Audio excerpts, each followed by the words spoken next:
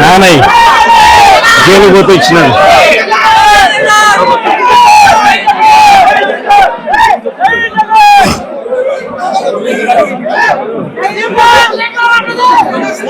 రాష్ట్రంలో red book రాజ్యాంగంతో ఈరోజు రాష్ట్రంలో ఎమర్జెన్సీ తరహా పరిస్థితులు ఈరోజు రాష్ట్రంలో నెలకొని ఉన్నాయి అని చెప్పడానికి రాష్ట్రంలో జరుగుతా ఉన్న అనేక ఘటనలన్నీ కూడా ఇవాళ రాష్ట్రంలో ఉన్న ఎమర్జెన్సీ పరిస్థితులను కంటికి కనపడేట్టుగా చూపిస్తాయి. ఆశ్చర్యం కలిగించే విషయాలు నేను అడుగుతా ఉన్నాను. ఇదే చంద్రబాబు నాయుడు గారి ప్రభుత్వాన్ని అడుగుతా ఉన్నాను, చంద్రబాబు నాయుడుని అడుగుతా ఉన్నాను.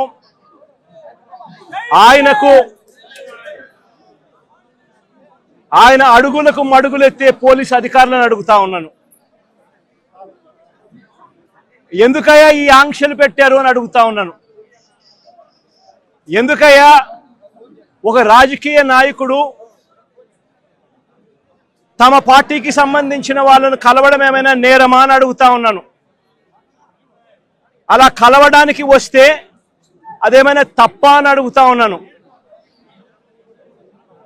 ఎందుకు ఆంక్షలు పెడతా ఉన్నారు అని అడుగుతా ఉన్నాను. నా కార్యక్రమానికి నన్ను అభిమానించే వాళ్ళు ఎవరైనా కూడా వస్తే తప్పేమిటి అని అడుగుతా ఉన్నాను.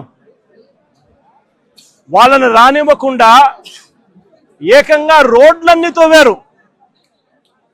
సందులు బొందులు ఎక్కడి నుంచి అయితే బండ్లు వస్తాయని అనుకుంటున్నారో, 2 వీలర్స్ వస్తాయని అనుకుంటున్నారో రాకుండా చేసేందుకు ఏకంగా రోడ్లను తవ్విన అధ్వానమైన పరిస్థితి బహుశా ప్రపంచ చరిత్రలో ఏ రాజకీయ పార్టీకి ఉండదేమో, ఒక చంద్రబాబు నాయుడు గారి పార్టీకి తప్ప. నిజంగా ఒక ప్రతిపక్ష నాయకుడిని చూసి చంద్రబాబు నాయుడు ఇంతగా భయపడతా ఉన్నాడంటే నిజంగా చంద్రబాబు నాయుడు గారు ఎక్కడైనా బావి చూసుకొని దుంకాలి. ఒక ప్రతిపక్ష నాయకుడిని చూసి, ఒక ప్రతిపక్షాన్ని చూసి ఇంతగా భయపడి ఆయన వస్తున్నాడేమో, ఆయన వస్తా ఉంటే అభిమానులను ఆపేదాని కోసం అని చెప్పి, ఆయన వస్తా ఉంటే ప్రజలను ఆపేందుకోసమని రోడ్లను కూడా తవ్విన చరిత్ర ఒక చంద్రబాబు నాయుడు గారికి మాత్రమే దక్కుతుంది. ఈరోజు దాదాపుగా 2000 పైచీలకు పోలీసులు, 2000 పైచీలకు పోలీసులు, లెక్కలేనంత మంది డిఎస్పీలు, డిఐజీ ఇక్కడే తిష్టేసినాడట. నాకు ఆశ్చర్యం అనిపించింది. అసలు వీళ్ళంతా కూడా నా సెక్యూరిటీ కోసం కాదు, వీళ్ళంతా జగన్ వస్తా ఉన్నాడు అని అంటే జగన్ను చూడడానికి అభిమానులు ఎవరైనా వస్తారేమో, ఆ అభిమానులను ఆపడం కోసం ఇంతమందిని ఉపయోగిస్తా ఉన్నారు. అంటే ఎంత వ్యతిరేకత చంద్రబాబు నాయుడు గారి ప్రభుత్వం మీద ఉంది అని చెప్పడానికి, ఎంతగా చంద్రబాబు నాయుడు గారు తన పాలనను చూసి తానే భయపడతా ఉన్నాడు అని చెప్పడానికి ఇంతకన్నా ఇంకా వేరే నిదర్శనాలు కూడా అవసరం లేదు. ఎవరైనా ఎక్కడైనా పాలన చేస్తే బ్రహ్మాండమైన పాలన అందించి ప్రజల మన్ననలు పొంది ఆ మన్ననలతో ఆశీస్సులతో వచ్చే పాలన చూసి సంతోషపడాలి. కానీ ఇక్కడ అడుగు పెట్టినప్పటి నుంచి, పాలన మొదలైనప్పటి నుంచి సూపర్ 6లు, సూపర్ 7లు అని అంటూ ప్రజలంతా వెన్నుపోటు పొడిచాడు. పాలనంతా అబద్ధాలు, మోసాలతో కూడిన పాలన చేశాడు. వ్యవస్థలన్నీ పూర్తిగా నీరుగారిపోయిన పరిస్థితులు కనిపిస్తా ఉన్నాయి. స్కూళ్లు నాశనమైపోయాయి. విద్యా దీవెన, వసతి దీవెన అందక 6 క్వార్టర్స్, 6 త్రైమాసికాలు ఫీజులు అందక, విద్యా దీవెన, వసతి దీవెన అందక పిల్లలు చదువులు మానేస్తా ఉన్న పరిస్థితులు, నాడు నేడు ఆగిపోయిన పరిస్థితులు, గోరుముద్ద అన్నది రోజుకొక మెనూతో పిల్లలకు ఆహ్లాదకరమైన తిండి అప్పట్లో వస్తూ ఉంటే ఈరోజు స్కూళ్ళల్లో తిండి తినాలంటే భయపడే పరిస్థితులకి పిల్లలు వెళ్ళిపోయిన పరిస్థితులు, నాడు నేడు పనులు ఆగిపోయిన పరిస్థితులు, ఇంగ్లీష్ మీడియం గాలి కొదిలేసిన పరిస్థితులు, టోఫుల్ అనేది 3వ తరగతి నుంచి ఒక పీరియడ్ దాకా తీసుకొచ్చిన చరిత్ర గత పాలనలో మాకుంటే, ఇంగ్లీష్ మీడియంను టోఫుల్ పీరియడ్లను ఎత్తేసిన చరిత్ర చంద్రబాబుకు ఉంది. ఆరోగ్యశ్రీ సేవలు గత 14 నెలలుగా చంద్రబాబు నాయుడు ముఖ్యమంత్రి అయిన తర్వాత నెలకు 300 కోట్ల రూపాయలు ఖర్చు అయ్యే ఆరోగ్యశ్రీని దాదాపుగా 4,000 కోట్ల రూపాయలు బకాయిలు పెట్టాడు ఈ పెద్ద మనిషి. ఆరోగ్య ఆసరా గాలికెళ్ళిపోయిన పరిస్థితి. మా ప్రభుత్వ హయాంలో 25 లక్షల దాకా ఉచితంగా వైద్యం తీసుకునే పేదవాడు గర్వంగా, ఏ పేదవాడైనా హాస్పిటల్కు, కార్పొరేట్ హాస్పిటల్కు వెళ్ళి తలెత్తుకుని వైద్యం చేయించుకునే ఆ పేదవాడు వైద్యం అందక నెట్వర్క్ హాస్పిటల్స్ ఈరోజు బోర్డు తిప్పేసిన పరిస్థితుల మధ్య ఈరోజు పేదవాడి ఆరోగ్యం నడుస్తూ ఉంది. ఈరోజు రైతులకు ఏ పంటకు కూడా గిట్టుబాటు ధర రాని పరిస్థితి. చంద్రబాబు నాయుడు గారి పుణ్యాన ఉచిత పంటల బీమా గాలికి వదిలేసిన పరిస్థితి. చంద్రబాబు నాయుడు గారి పుణ్యాన రైతులకు అందుతా ఉన్న రైతు భరోసా అన్న పథకం చంద్రబాబు నాయుడు గారి దగ్గరుండి కూనీ చేసిన పరిస్థితి. రైతు వ్యవసాయం చేసుకోవడం చంద్రబాబు నాయుడు గారి పాలనలో రైతులు ఆత్మహత్య శరణ్యమన్న పరిస్థితిలోకి ఈరోజు వ్యవసాయం దిగజారింది. రాష్ట్రంలో ఈరోజు లా అండ్ ఆర్డర్ పూర్తిగా పోయిన పరిస్థితి. రెడ్ బుక్ రాజ్యాంగం ఈరోజు రాజ్యాంగం వెళ్తా ఉన్న పరిస్థితి. సూపర్ 6లు, సూపర్ 7లు మోసాలే అయి ఇంతకు ముందు జగన్ ఉన్నప్పుడు ఇస్తా ఉన్న ప్రతి పథకము రద్దయిపోయి ఈరోజు ప్రజల బతుకులు, పేదవాడి బతుకులు ఈరోజు అల్లాడుతా ఉన్న పరిస్థితులు ఈరోజు రాష్ట్రంలో కనిపిస్తూ ఉన్నాయి. ఇలాంటి పరిస్థితుల్లో చంద్రబాబు నాయుడు గారు ప్రజలకు సమాధానం చెప్పుకోలేక, ప్రజలు ఎక్కడ గొంతు విప్పుతారేమో అని చెప్పి ఆ గొంతును నొక్కడానికి చంద్రబాబు చేస్తా ఉన్న ప్రయత్నమే ఈ రెడ్ బుక్ రాజ్యాంగం. నిజంగా ఈరోజుసారి గమనించినట్లయితే ఇదే ప్రసన్న నా పక్కనున్నాడు. నెల్లూరులో జరిగిన ఈ 2 ఉదంతాలు చెప్తా. ఎంతగా దిగజారిపోయాడు చంద్రబాబు నాయుడు అని చెప్పడానికి 2 ఉదంతాలు స్పష్టంగా కనిపిస్తాయి. నా పక్కన ప్రసన్న ఉన్నాడు. 6 సార్లు తాను ఎమ్మెల్యే. అలాంటి ప్రసన్నను చంద్రబాబు నాయుడు గారు గతంలో ఎప్పుడు జరగల ఇలాంటి పరిస్థితులు. రాష్ట్రంలో ప్రత్యర్థులు ఎవరైనా కూడా ప్రెస్ స్టేట్మెంట్లు ఇచ్చుకుంటూ ఉంటారు. అటువైపున ఉన్న పార్టీ వాళ్ళు, ఇటువైపున వాళ్ళు ప్రెస్ స్టేట్మెంట్లలో స్టేట్మెంట్లు ఇస్తారు. ఇటువైపున వాళ్ళు అటువైపున వాళ్ళని కూడా ప్రెస్ స్టేట్మెంట్లలో ఇస్తారు స్టేట్మెంట్లు. అటువైపున ఉన్న వాళ్ళు ఇటువైపున అన్అబ్జెక్షనబుల్ లాంగ్వేజ్ వాడినప్పుడు ఇటువైపున ఉన్న వాళ్ళు కూడా అన్అబ్జెక్షనబుల్ లాంగ్వేజ్తో అటువైపున వాళ్ళని కూడా విమర్శిస్తూ ఉండడం ప్రజాస్వామ్యంలో మనం రోజు చూస్తూ ఉన్న పరిస్థితి. కానీ ఎప్పుడూ కూడా ఇలా మనుషులను చంపేయడానికి ఏకంగా 80 మందిని 100 మందిని ఇళ్లకు పంపించేసేసి వాళ్ళు తాగుండి రాడ్లతోనూ కర్రలతోనూ మారునాయుధాలతోనూ వచ్చి కార్లను కూడా తిప్పివేసి పడేసే పరిస్థితిలోకి వాళ్ళు వచ్చి ఇల్లు మొత్తం ధ్వంసం చేసి ఇంట్లో 83 ఏళ్ల ప్రసన్న అమ్మ, ఆవిడ మహిళ కాదా అని అడుగుతా ఉన్నా నేను. ఆవిడను బెదిరించి, ఆ సమయంలో ప్రసన్న ఇంట్లో లేడు కాబట్టి సరిపోయింది. ఒకవేళ ప్రసన్న ఆ సమయంలో ఇంట్లో ఉండింటే ప్రసన్నను చంపేసే కార్యక్రమం కూడా జరిగి ఉండేది కాదా అని అడుగుతా ఉన్నా. ఇలాంటి దిగజారిపోయిన రాజకీయాలు గతంలో ఎప్పుడూ మేము చూడాల. నేను అడుగుతా ఉన్నా, ఇదే చంద్రబాబు నాయుడు గారిని అడుగుతా ఉన్నా, అయ్యా చంద్రబాబు నాయుడు గారు, మీ ఎమ్మెల్యేలు ఎంత హేయంగా మాట్లాడుతూ ఉన్నారు అని చెప్పడానికి నిదర్శనం మొన్న జరిగిన నగిరి ఎమ్మెల్యే రోజమ్మ గురించి, ఎక్స్ఎమ్మెల్యే అంటే Rojamma ex MLA, sitting MLA, Nagari Telugu Desam party MLA ఎలాంటి మాటలు మాట్లాడాడు. చెప్పడానికి కూడా సిగ్గుపడే మాటలు, సిగ్గుపడాల్సిన మాటలతో రోజమ్మను హేయంగా మాట్లాడితే ఇదే చంద్రబాబు నాయుడు గారు ఏం చేశారని అడుగుతా ఉన్నా.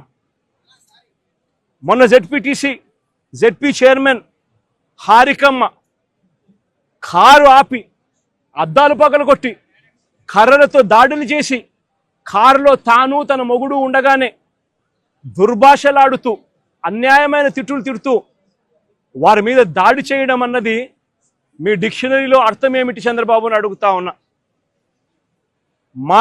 మా మాజీ మంత్రి రజనమ్మ ఎంతటి దారుణమైన భాషతో మీ తెలుగుదేశం నాయకులు మాట్లాడారు అని అడుగుతా ఉన్నా. నేను అడుగుతా ఉన్నా, ఇవన్నీ జరుగుతూ ఉన్నప్పుడు మీ మంత్రుల ఇళ్లకు, మీ ఎమ్మెల్యేల ఇళ్లకు ఇదే మాదిరిగానే మా వాళ్ళను కూడా పంపించి హత్య చేయించే కార్యక్రమం మొదలెడితే రేపొద్దున రాజ్యాంగం అనేది బతుకుతుందా అని అడుగుతా ఉన్నా. రాష్ట్రంలో లా అండ్ ఆర్డర్ అనేది ఏమైనా ఉంటుందా అని అడుగుతా ఉన్నా. ఎలాంటి బీజం వేస్తా ఉన్నారు చంద్రబాబు? సిగ్గుతో తలంచుకోవాలా నువ్వు చేస్తా ఉన్న పనులకు అని చెప్పి చంద్రబాబు నాయుడిని గట్టిగా మందలిస్తా ఉన్నా. ఏదైనా రాజ్యాంగంలో ఉన్నప్పుడు, కాన్స్టిట్యూషన్లో ఉన్నప్పుడు డెమోక్రసీకి వాల్యూ ఇవ్వాలి. ప్రజాస్వామ్యంలో ఇటువైపున స్టేట్మెంట్లు అటువైపున స్టేట్మెంట్లు ఇచ్చుకోవచ్చు, కానీ స్టేట్మెంట్లు నచ్చకపోతే మనుషులను చంపేసే కార్యక్రమం దాకా ఇళ్లకు మనుషులను పంపించి చంపేసే కార్యక్రమం చేయడం అన్నది అతి హేయమైన రాజకీయం అని చంద్రబాబు నాయుడు గారికి గట్టిగా నిలదీస్తూ చెప్తా ఉన్నా.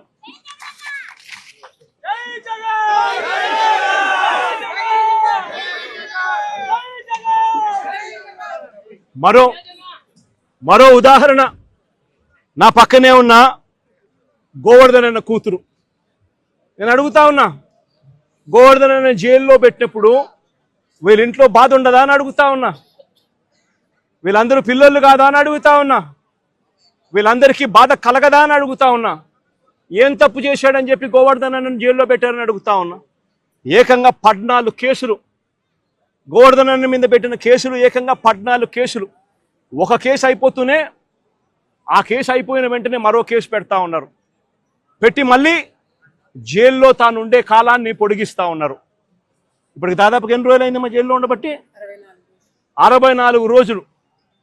64 రోజులుగా జైల్లో ఒక మాజీ మంత్రిని పెట్టారు. ఆశ్చర్యం కలిగించే విషయం నేను చెప్తా ఉన్నా. ఆయన మీద పెట్టిన కేసులు ఏమిటో తెలుసా? ఆయన మీద పెట్టిన అన్యాయమైన కేసులు ఏమిటో తెలుసా? గోవర్ధన్ అన్న పార్టీ సెంట్రల్ ఆఫీస్లో ప్రెస్ మీట్ పెట్టి సాక్షిలో పబ్లిష్ అయిన తన ప్రెస్ మీట్ క్లిప్పింగ్ను వాట్సాప్ గ్రూపుల్లో ఫార్వర్డ్ చేశారంట. అదొక కేసు అయ్యా, అదొక కేసు. మనిషిని అరెస్టు.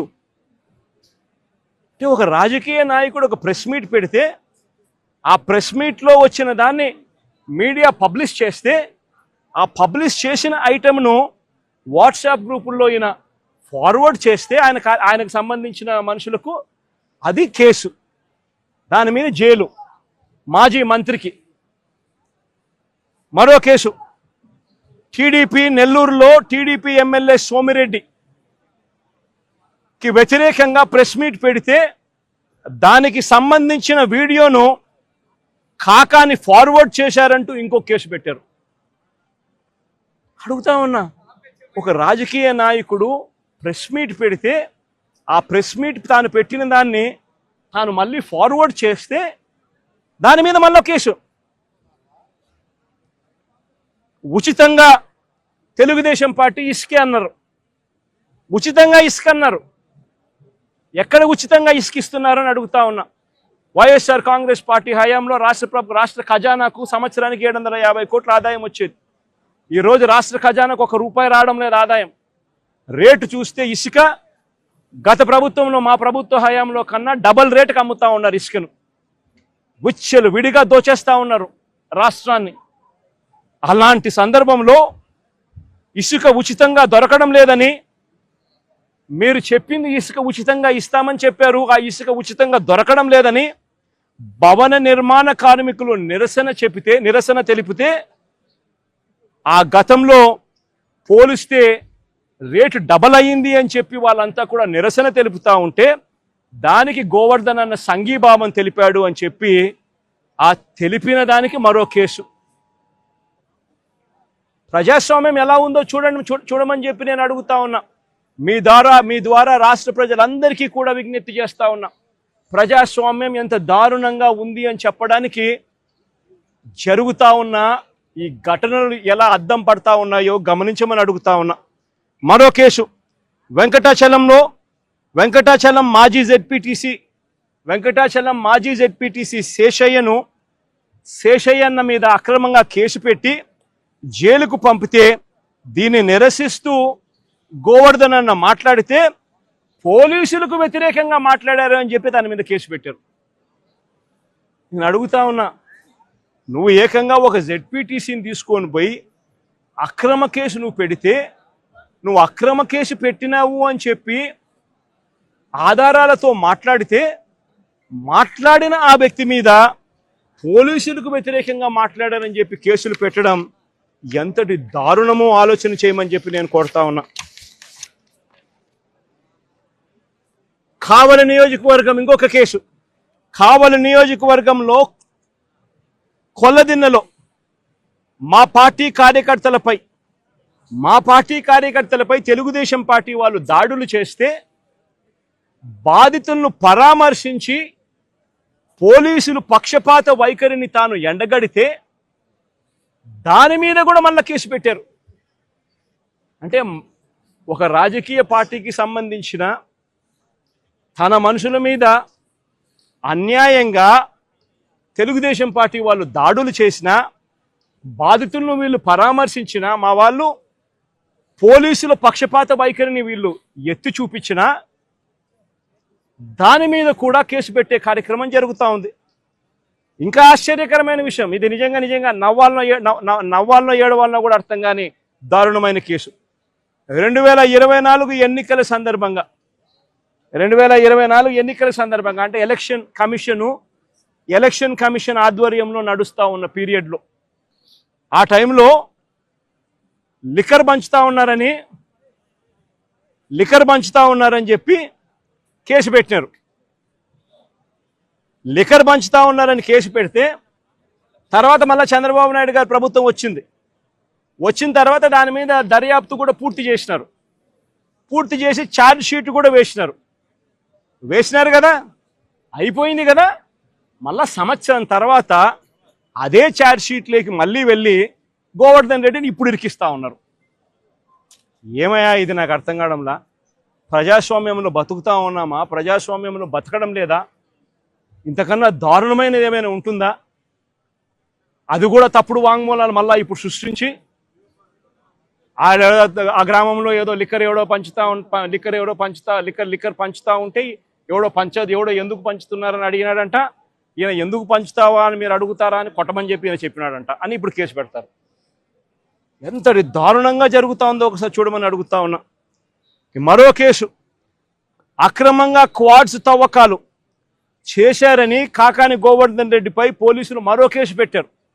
నిజంగా ఒక మంత్రిగా ఉన్న వ్యక్తి ఒక మైన్లో క్వాడ్స్ తవ్వకాలు చేశారు అని చెప్పి కేసు పెట్టడం అంటే ఎంత దారుణమైన ఆలోచన చేయమని అడుగుతా ఉన్నా.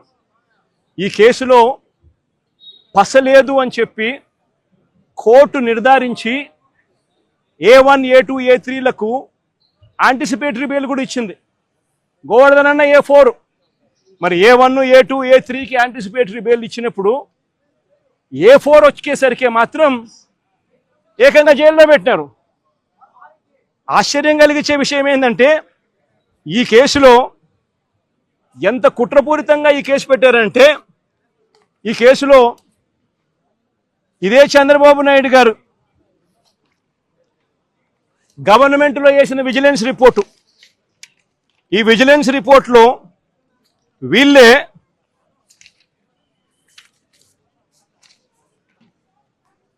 The village revenue officer Sri Siddam Pullaya also confirmed that no quarrying activities had been carried out for the past 4 years. ఈ లేచిన విజిలెన్స్ రిపోర్ట్లోనే ఇదే ఊర్లోనే తాటిపర్తి అనే విలేజ్లో ద విలేజ్ రెవెన్యూ ఆఫీసర్ సిద్ధం పుల్లయ్య అనే వ్యక్తి కన్ఫర్మ్ చేసినాడంట, no quarrying activities had been carried out for the past 4 years అని. నేను అడుగుతా ఉన్నా, ఏందయ్యా ఇది నాకు అర్థం కావడం లేదంట. ఈ కేసు సరిపోదు అని చెప్పి ఈ కేసులో పసలేదని ఏకంగా SC ST కేసు పెట్టినారు. మళ్ళీ దీంట్లో మైనింగ్లో SC ST కేసు పెట్టినారు. నిజంగా ఎంత దారుణమైన వీళ్ళ పరిస్థితి ఏమిటి అని ఆలోచన చేయమని అడుగుతా ఉన్నా. సేడిజం అన్నది చంద్రబాబు నాయుడులో నరాలలో సేడిజం అన్నది ఎంతగా ఉంది అని చెప్పడానికి ఇవన్నీ కూడా నిదర్శనాలు కావా అని అడుగుతా ఉన్నా. మరో కేసు,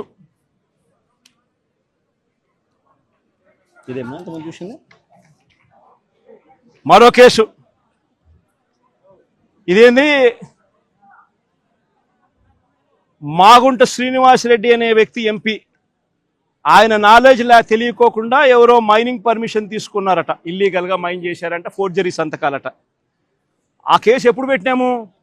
మా ప్రభుత్వ హయాంలో మేము బుక్ చేసిన కేసు.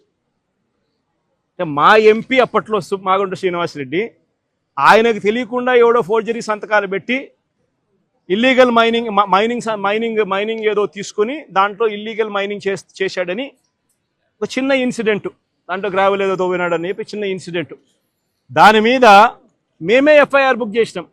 మా ఎంపీ సంతకం దొంగ సంతకం చేసినాడు అని చెప్పి మేమే పెట్టించినాం. దాంట్లో మళ్ళీ విజిలెన్స్ ఎంక్వైరీ, ఆ విజిలెన్స్ ఎంక్వైరీలో విజిలెన్స్ వాళ్ళు క్లియర్ కట్గా దీంట్లో చవ్వా చంద్రబాబు నాయుడు, ఆయన పేరు కూడా చవ్వా చంద్రబాబు నాయుడు, ఆ ఫోర్జరీ చేసినాడు కూడా,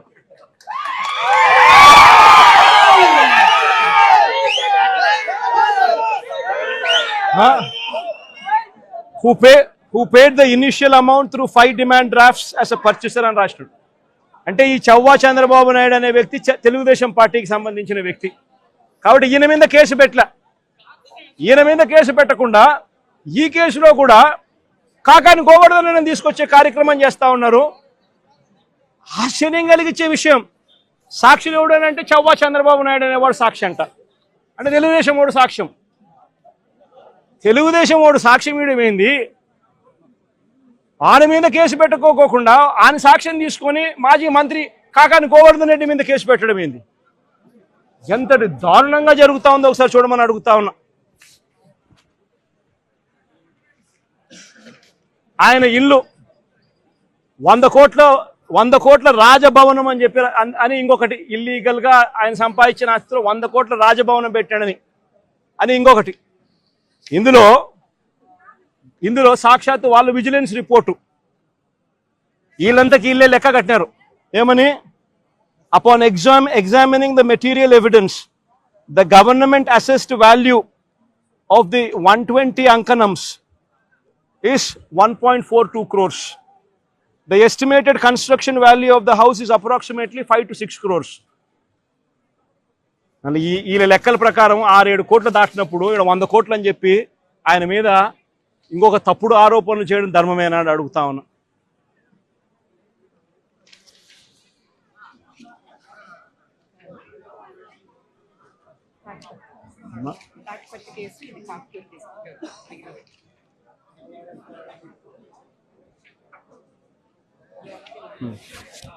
ఇలాంటి 14 కేసుల్లో ఆయనను రోజుకొక ఆయన ఒక కేసు అయిపోతూనే ఒక కేసులో బెయిల్ వచ్చే టయానికల్లా ఇంకో కేసు పెడతా ఉన్నారు. పెట్టి మళ్ళా స్టార్టు, మళ్ళీ ఆ కేసులో బెయిల్ వచ్చే టయానికి మళ్ళీ ఇంకొక కేసు. ఈ మాదిరిగా దారుణంగా రాష్ట్ర ప్రభుత్వంలో కేసులు ఎదుర్కొంటా ఉన్న వాళ్ళు ఎంతమందో తెలుసా? ఈరోజు ఈ రాష్ట్రంలో ఆశ్చర్యం కలిగించే విషయం ఏమిటంటే, ఈరోజు రాష్ట్రంలో ప్రతి ఒక్కరికి కళ్ళ ఎదుటే కనిపిస్తూ ఉంది ఈ రాష్ట్రంలో కరప్షన్ ఎంత జరుగుతూ ఉంది అని, విచ్చలవిడిగా కరప్షన్ ఏ స్థాయిలో జరుగుతూ ఉందని రాష్ట్రంలో ప్రతి ఒక్కరికి కూడా కళ్ళ ఎదుటే కనిపిస్తూ ఉంది. ఈరోజు రాష్ట్రంలో లిక్కర్ మాఫియా చేశారు. రాష్ట్రంలో లిక్కర్ షాపులు అన్నీ కూడా ఎవరికి ఉన్నాయి అని అందరికీ తెలుసు. ఏ నియోజకవర్గానికి వెళ్ళినా కూడా ఆ ఎమ్మెల్యే ఆ లిక్కర్ మాఫియా కార్టెల్ బాసు అని చెప్పి ఎవడైనా చెప్తాడు. ఏ నియోజకవర్గం వెళ్ళినా కూడా ప్రతి గ్రామంలోనూ ఆక్షన్ను బాడి బెల్ట్ షాపులు నడిపిస్తూ ఉన్నారన్న సంగతి ప్రతి ఒక్కరికి తెలుసు. ఏ నియోజకవర్గంలో అయినా కూడా ఇల్లీగల్ పర్మిట్ రూములతో లిక్కర్ అమ్ముతున్నారు అనే సంగతి కూడా అందరికీ కనిపిస్తూ ఉంది. ఈ ఇల్లీగల్ పర్మిట్ రూమ్లో అయినా కూడా, ఈ బెల్ట్ షాపుల్లో అయినా కూడా ఎంఆర్పి రేటు కన్నా ఎక్కువ రేటుకు లిక్కర్ అమ్ముతున్నారు అన్న సంగతి కూడా అందరికీ తెలుసు. రాష్ట్రంలో ప్రతి ఒక్కరికి ఇదంతా కనిపిస్తూ ఉంది. సాక్షాత్తు డిఐజీల ఆధ్వర్యంలో డిఎస్పీల ఆధ్వర్యంలో సిఐలు, వీళ్ళే ఒక ముఠా, మాఫియా ముఠా. వీళ్ళే డబ్బులు కలెక్ట్ చేస్తారు, వీళ్ళే అలా అమ్మనిస్తారు, అలా అమ్మిన దానికి వీళ్ళే డబ్బులు తీసుకుంటారు, వీళ్ళే ఎమ్మెల్యేలకు డబ్బులు ఇస్తూ ఉన్నారు. చివరికి ఎమ్మెల్యేలకింత, చంద్రబాబుకింత, మధ్యలో పోలీసులకింత అని ఏకంగా పోలీస్ మాఫియా నడుపుతా ఉన్నారు డిఐజీల ఆధ్వర్యంలో చంద్రబాబు నాయుడు గారి ఆంధ్ర రాష్ట్రంలో ఏ నియోజకవర్గంలో తీసుకున్నా కూడా అక్కడ ఇసుక అన్నది యథేచ్ఛగా దోపిడీ జరుగుతూ ఉంది. మిషన్లు పెట్టి కొట్టేస్తా ఉన్నారు. ఎక్కడ ఉచితంగా ఇసుక ఇస్తా ఉన్నారని అడుగుతా ఉన్నా. కళ్ళ ఎదుటే కనిపిస్తూ ఉంది. నియోజకవర్గంలో ఏ మైన్స్ ఉన్నా, ఎందుకు ఇదే నెల్లూరు జిల్లాలో సిలికా క్వాడ్స్ దోచేస్తా ఉన్నారు ఏకంగా. ఎవడు సిలికా మైన్స్, ఎవడు క్వాడ్స్ మైన్స్ ఎవడుకున్నా కూడా వాళ్ళు ఇక్కడ లోకల్గా ఉన్న విపిఆర్ అనే ఆయన పెద్ద మనిషికి ఆయన ద్వారానే అమ్మాల. ఇష్టం వచ్చిన రేటుకి అమ్మకూడదు. ఆయన ఫిక్స్ చేసిన ఆ రేటుకే ఆయన ద్వారానే అమ్మాల. నెల్లూరులో ఉన్న సిలికా మైన్స్లో ఉన్న ప్రతి ఒక్కరికి తెలిసి ఈ విషయం. కోర్టు కేసు వేసినారు. సిలికా ఓనర్స్ అందరూ కోర్టు కేసు వేసినారు. ఇదేం అన్యాయమయ్యా, ఇది మాకు మైనింగ్ పర్మిట్లు ఎందుకు ఇవ్వడం లేదయ్యా, మైనింగ్ పర్మిట్లు ఒక మాఫియా ఫామ్ చేసి ఈ రూట్లో వస్తేనే మైనింగ్ పర్మిట్లు ఇస్తారని చెప్పడం ధర్మమేనా అని చెప్పి ఏకంగా కోర్టులో కేసు వేసినారు.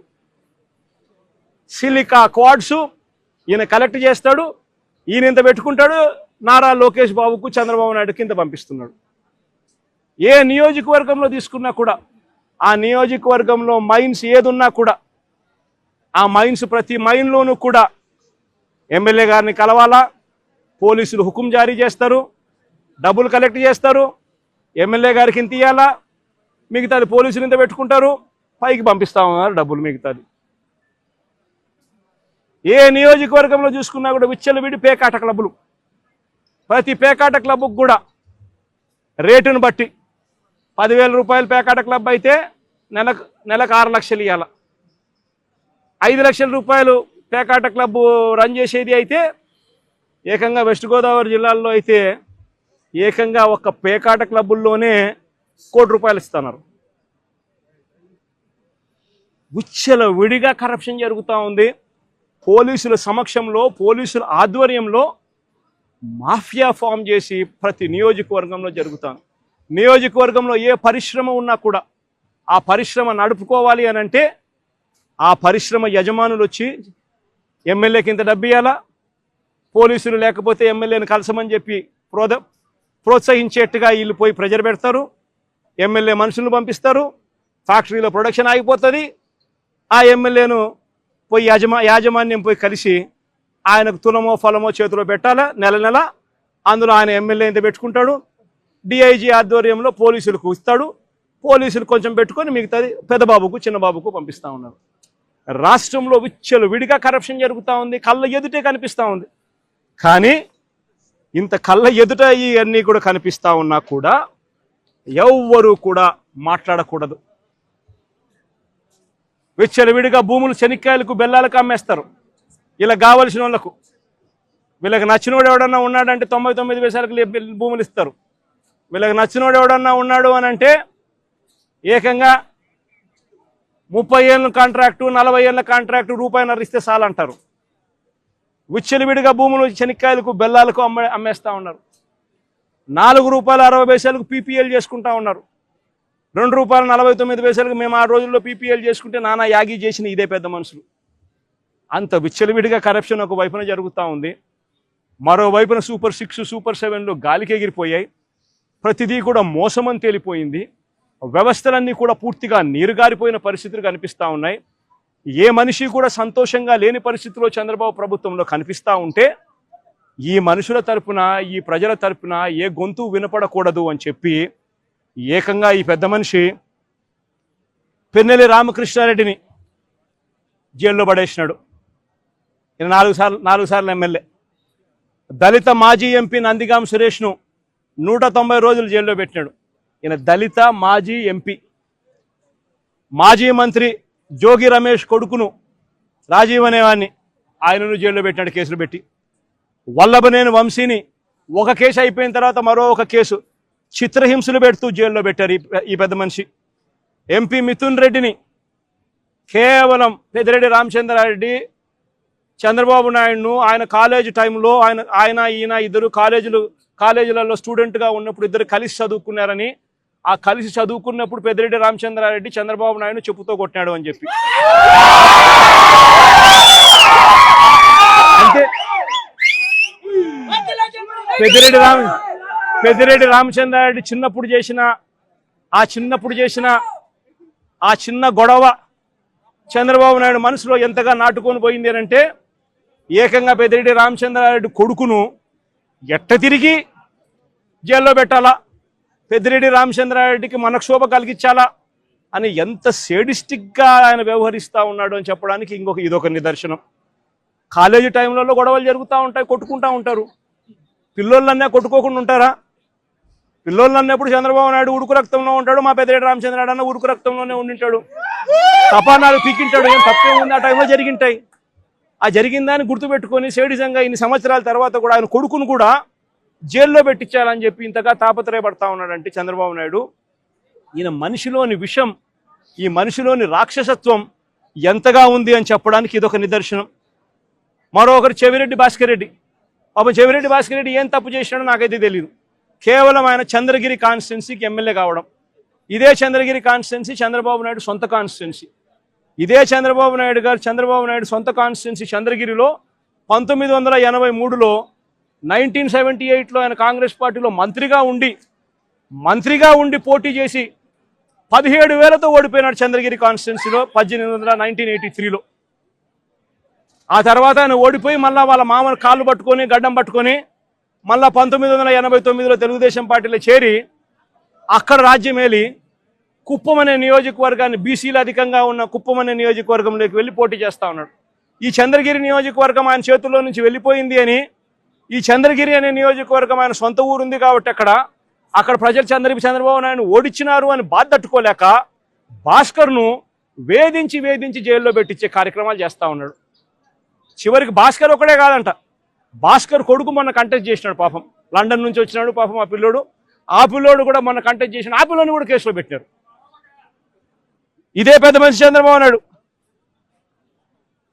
కొడాలి నానిని, పేర్ని నాని భార్యను కూడా చివరికి అని కూడా చూడకుండా ఆమెను కూడా కేసులో పెట్టాలని చిత్రహింసలే. అనిల్ కుమార్ యాదవ్ ఇక్కడ జిల్లాలో మీ అందరికీ పరిచయస్తుడైన బీసీ నాయకుడు, మంత్రిగా ఎదిగిన వ్యక్తి, యువకుడు, ఇలాంటి వ్యక్తిని కూడా దొంగ కేసుల్లో ఇరికిచ్చాలని చెప్పి ఏకంగా ప్రయత్నం చేస్తే ఆ కేసులో ఆ విట్నెస్ వెళ్ళి జడ్జి ముందర పోలీసులు నన్ను 3rd డిగ్రీ ఉపయోగించి నన్ను దొంగ స్టేట్మెంట్ తీసుకునే ప్రయత్నం చేశారు అని చెప్పి ఏకంగా మెజిస్ట్రేట్ ముందర చెప్పినాడు అని అంటే ఎంతటి దారుణంగా వీళ్ళు పోలీసులను ఉపయోగిస్తున్నారని చెప్పడానికి ఇదొక నిదర్శన. జోగి రమేష్ మరో బీసీ నాయకుడు, సజ్జల రామకృష్ణారెడ్డి మా పార్టీలో మరో సీనియర్ నాయకుడు, ఆయన కొడుకును కూడా వదలడంలా, ఆయన కొడుకును కూడా భార్గవరెడ్డి అనే ఆ పిల్లని కూడా వేధించే కార్యక్రమే. వైవి సుబ్బారెడ్డి మరో మా పార్టీకి సంబంధించిన మరో సీనియర్ నాయకుడు, ఆయనను ఒక్కడే కాదు ఆయన కొడుకును కూడా మళ్ళీ తీసుకొచ్చే కార్యక్రమం. దేవినేని అవినాష్ విజయవాడకు సంబంధించి దేవినేని అవినాష్ మా జిల్లా కృష్ణా జిల్లా అధ్యక్షుడు, ఆయనను కూడా చిన్నపిల్లోడని కూడా చూడకుండా ఆయన మీద కూడా కేసులే. తలసిల రఘురాం, అంబటి రాంబాబు, అంబటి మురళి, విడుదల రజని, దళిత ఎమ్మెల్యే చంద్రశేఖర్, బూచేపల్లె శివప్రసాద్, ఉషశ్రీ చరణ్, తోపదుర్తి ప్రకాష్ రెడ్డి, మాజీ ఎంపీ గోరంట్ల మాధవ్, మేరుగ నాగార్జున్, దాడిశెట్టి రాజా, అబ్బాయి చౌదరి, సుధీర్, సత్తెనపల్లె మన తరఫున పోటీ చేయబోతా ఉన్న క్యాండిడేట్, లేళ్ల అప్పిరెడ్డి, గోపిరెడ్డి శ్రీనివాసరెడ్డి, సిదిరి అప్పలరాజు, మరో బీసీ మంత్రి ఉప్పాల రాము, మన ZP chairman Uppala Harika husband, Mondithoka Arun మన పార్టీకి సంబంధించిన ఎమ్మెల్సీ దళితుడు. ఈ నాయకులందరి మీద కూడా తప్పుడు కేసులే. మా ప్రతాప్ అన్న కూడా ఇక్కడే ఉన్నాడు. ప్రతాప్ అన్న కూడా మీద కూడా ఇంకో తప్పుడు కేసు. ఇవి కాక ఇతర నాయకుల మీద, ఇతర కార్యకర్తల మీద సోషల్ మీడియాలో చంద్రబాబు నాయుడు గారి ప్రభుత్వం చేస్తూ ఉన్న అన్యాయాలను ప్రశ్నిస్తూ ఉన్న వాళ్ళ మీద కొన్ని వేల సంఖ్యలో కేసులు పెడతా ఉన్నారు, హరాస్మెంట్ చేస్తూ ఉన్నారు. నేను అడుగుతా ఉన్నా చంద్రబాబు నాయుడు గారిని, అయ్యా చంద్రబాబు, నువ్వు చేసే ప్రతి పని కూడా ఒక తప్పుడు సాంప్రదాయానికి నువ్వు విత్తనం విత్తుతున్నావు. ఇదే విత్తనం రేపొద్దున వృక్షం అవుతుంది. నువ్వు ఏదైతే ఇత్తుతావో అదే పండుతుంది. రేపొద్దున ఎల్లకాలం నీ ప్రభుత్వమే ఉండదు.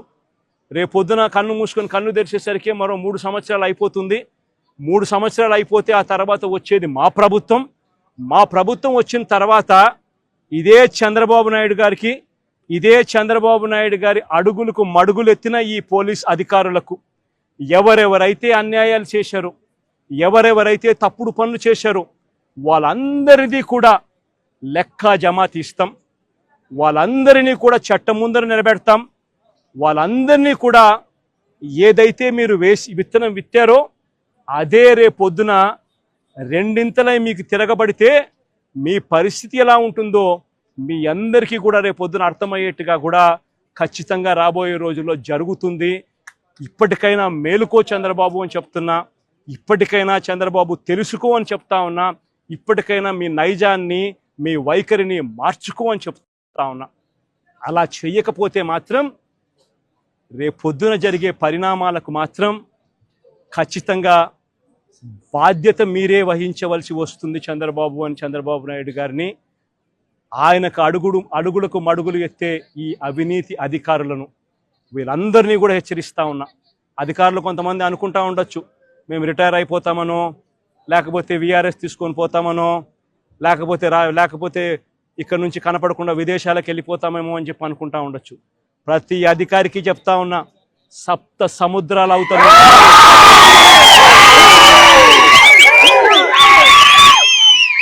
7 సముద్రాలు అవుతానున్నా చెప్తా ఉన్నా.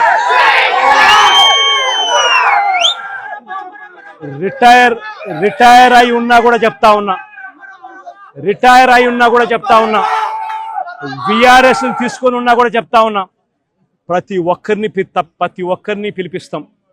ప్రతి ఒక్కరిని కూడా పిలిపించి మీరు చేసిన ప్రతి పని కూడా చట్టం ముందర నిలబెట్టి మీ అందరికీ కూడా ఖచ్చితంగా శిక్ష పడేలా ఖచ్చితంగా అడుగులు పడతాయని మాత్రం ప్రతి ఒక్కరిని హెచ్చరిస్తా ఉన్నా.